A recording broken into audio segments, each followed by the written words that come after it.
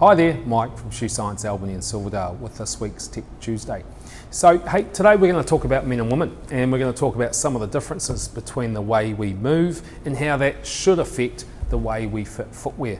Now at Shoe Science we have some slightly unique and different ways of assessing runners and walkers. We consider the differences not only in impact force, but also the postural differences between the way men are built and the way women are built. Now the key difference when it comes to us looking at shoes is the hips and how that relates down to the knees. Now women obviously have wider hips because of the childbearing necessity. Now what that does as a woman fatigues is it tends to internally rotate the knees a lot more, which does lead to more need for the foot to pronate.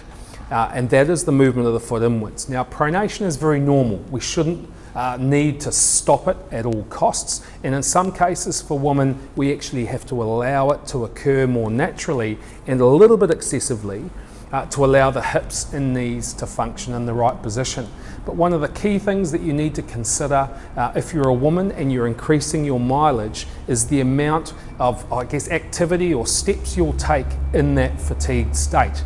And that might require you to move from a more neutral, balanced shoe to another shoe with a little bit more support built through the midfoot to cope with that change of knee and foot posture that comes on with increased miles and increased fatigue.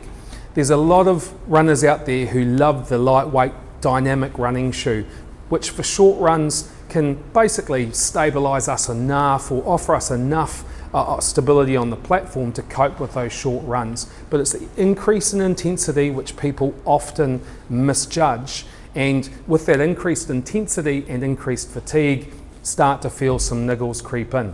So if you are a woman who's running a little bit more or increasing your mileage, come and talk to us about some of the differences between what we need to consider when fitting you for footwear versus potentially a man who's doing the same amount of mileage and the same amount of running.